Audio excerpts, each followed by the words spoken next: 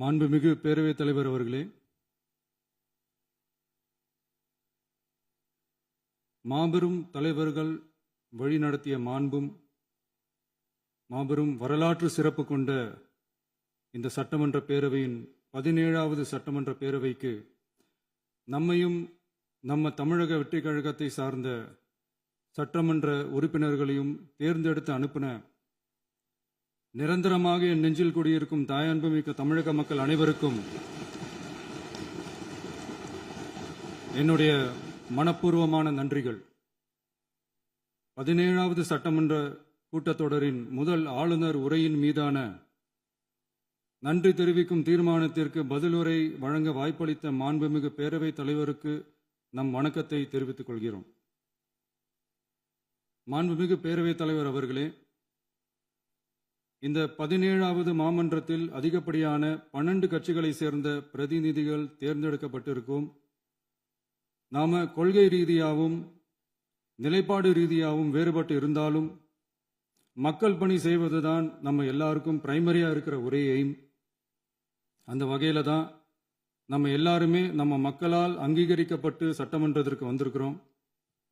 அதனால நாம கருத்தால் வேறுபட்டாலும் மக்கள் சேவை என்ற நோக்கத்தில் நம்ம மாநிலம் சார்ந்த விஷயங்கள்ல நாம எல்லாரும் ஒன்றிணைந்து பயணிச்சா நம்ம தமிழ்நாடு என்னைக்கும் எதிலையும் முதன்மை மாநிலமாக திகழும். ஆளுநர் உரைக்கு நன்றி தெரிவிக்கும் தீர்மானத்தில் பேசின மாண்புமிகு உறுப்பினர்களுக்கு நன்றி. எதிர்த்து பேசினாதான் எதிர்கட்சின்னு ப்ரூவ் பண்ண முடியும்னு நினைச்சுக்கிட்டு பேசின எதிர்கட்சியை சேர்ந்த எதிர்கட்சி தலைவர் உள்ளிட்ட மாண்புமிகு உறுப்பினர்களுக்கும் வணக்கமும் நன்றியும். பதிலுரை வழங்குற அதே நேரத்தில் நம்மளை சட்டமன்ற உறுப்பினராக தேர்ந்தெடுத்த பெரம்பூர் தொகுதி மக்களுக்கு நம்மளோட நெஞ்சார்ந்த நன்றிகள். அதே மாதிரி ராஜினாமா பண்ணிட்டாலும் நம்மளை தேர்ந்தெடுத்த திருச்சி கிழக்கு மக்களுக்கும் இந்த மன்றத்தில் நம்மளோட நன்றியை பதிவு செய்கிறோம். அப்புறம் நம்மளோட அரசியல் பயணத்தை பற்றியும் கொஞ்சம் பதிவு செய்ய விரும்புகிறோம். நாம ஏதோ ஷூட்டிங்லேருந்து நேராக வந்து சிஎம் ஆன மாதிரியே சில பேர் ஒரு இமேஜ் கிரியேட் பண்ணுறாங்க. அவங்களுக்கு அவங்க ஆசைப்படுற லாங்குவேஜ்லேயே சொல்கிறோம், அது வெறும் ரீல் தான், ரியல் கிடையாது. ஒரு சாதாரண நடிகனாக நம்ம கெரியர் தொடங்குச்சு. அப்புறம் அப்படியே சின்சியராக உழைச்சி மேலே வந்தோம். நம்ம கெரியரில் நாம் மேலே வந்ததுக்கு இந்த விஜய் ஒருத்தன் மட்டுமே காரணம் இல்லை, அவனோட உழைப்பு மட்டுமே காரணம் இல்லை. இந்த விஜயோட உழைப்புக்கும் உயர்வுக்கும் பின்னாடி இருக்கிற ஒட்டுமொத்த தமிழ்நாட்டு மக்களோட அன்பும் அரவணைப்பும் தான் காரணம். ஒவ்வொரு வீட்டில் இருக்க ஒவ்வொருத்தரும் நம்மளை அவங்க வீட்டில் ஒருத்தனா ஏற்றுக்கிட்டது தான் நமக்கு கடவுளும் மக்களும் தந்த மிகப்பெரிய வரம். அதுக்காகவே கடவுளுக்கு சமமான நம்மளோட சொந்தங்களான தமிழக மக்கள் அனைவருக்கும் மீண்டும் மீண்டும் நன்றி. இப்படி நம்மளை தாயன்போடு அள்ளி அரவணைச்ச தமிழ்நாட்டு மக்களுக்கு நாம் எப்படியெல்லாம் துணையாக இருந்தோம், எப்படியெல்லாம் மக்களோட மக்களா இருந்தோம்னு சொல்றேன். 1990ஸ்லயே ரசிகர் மன்றமா இருந்தப்பவே மக்களுக்கு துணையா நிற்க ஆரம்பிச்சோம். அதுக்கப்புறம் நற்படி மன்றமாகவும் அதுக்கப்புறம் விஜய் மக்கள் இயக்கமாகவும் மாறி மக்களோட மக்களா நின்றுகிட்டு இருந்தோம். 2008 ஈழத் தமிழருக்கு ஆதரவா உண்ணாவிரதம் போராட்டம் செஞ்சோம்.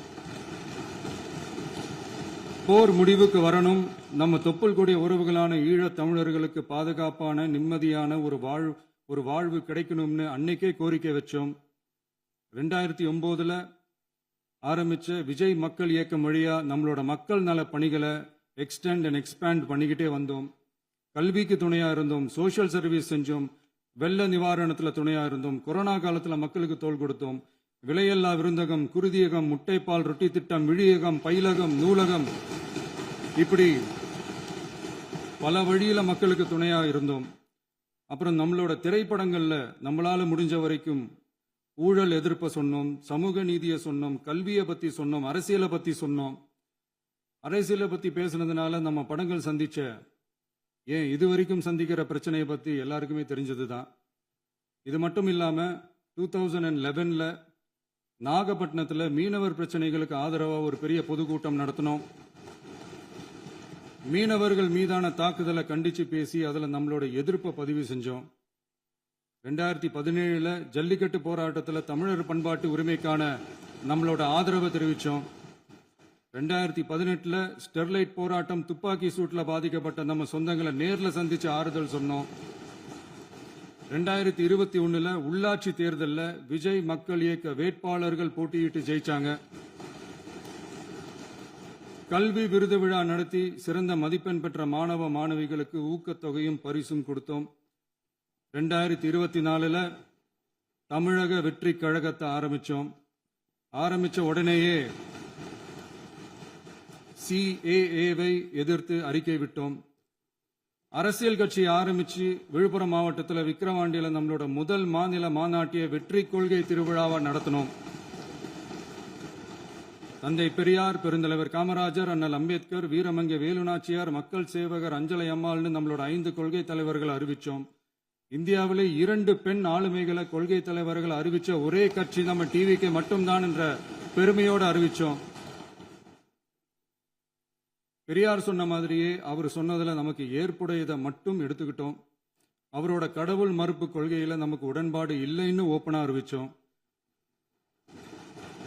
நமக்கு கடவுள் நம்பிக்கை உண்டுன்னு அறிவிச்சோம்.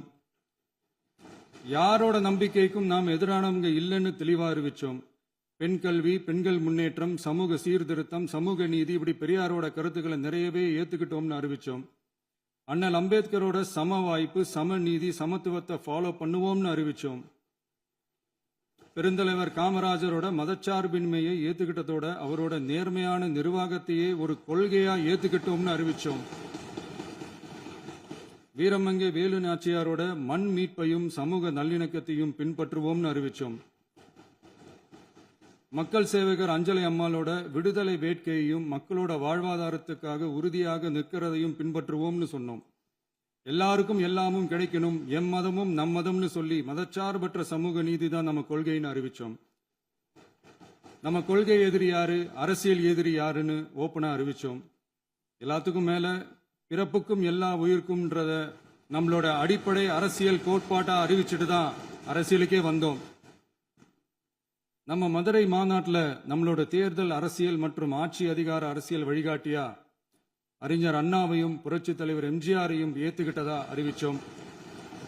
அப்புறம் இன்னனையும் நாம இங்க பதிவு செஞ்சே ஆகணும்.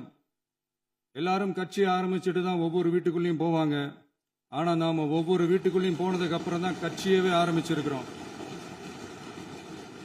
ஒவ்வொரு வீட்டில் ஒவ்வொருத்தரும் நம்மள அவங்க பிள்ளையா, மகனா, அண்ணனா, தம்பியா ஏத்துக்கிட்டதும் இயல்பா நடந்துச்சு. தமிழ்நாட்டு மக்களோட மனசுக்குள்ள போறதுக்கு நாம பட்ட பாடு நமக்கு மட்டும்தான் தெரியும். இதெல்லாம் புரிஞ்சாலும் புரியாத மாதிரி இருக்கிறவங்க தான் நம்மள நடிகன் என்று சொல்லியும் நம்ம கட்சிய நடிகன் கட்சின்னு சொல்லியும் சில நக்கல், நையாண்டி இதெல்லாம் பேசுவாங்க. அதை பத்தி நமக்கு கவலை இல்லைன்னு. இப்படி நம்ம அரசியல் பயணம் ரொம்ப டிரான்ஸ்பரண்டா தான் ஆரம்பிச்சிருக்கு. இந்த 2026 தேர்தலில் கூட்டணியே இல்லாமல் தனியா நின்னோம். மக்கள் நம்மள தெளிவா புரிஞ்சுக்கிட்டதாலையும் நம்ம டிவிகே தோழர்களோட உழைப்பாலையும் நாம 35% வாக்குகளை வாங்கினோம். 1,72,00,000 வாக்குகளோட தமிழ்நாட்டிலேயே தனி பெரும் கட்சியா வந்தோம். தமிழக மக்களாலையும் நம்மளோட ஆதரவு இயக்கங்களாலையும் இதோ இன்னைக்கு இங்க நம்ம டிவிகே ஆளும் கட்சியா உட்கார்ந்துருக்கிறோம். இந்த ஆளும் கட்சியா ஆனதும் அவ்வளவு சாதாரணமாலாம் நடந்துடல.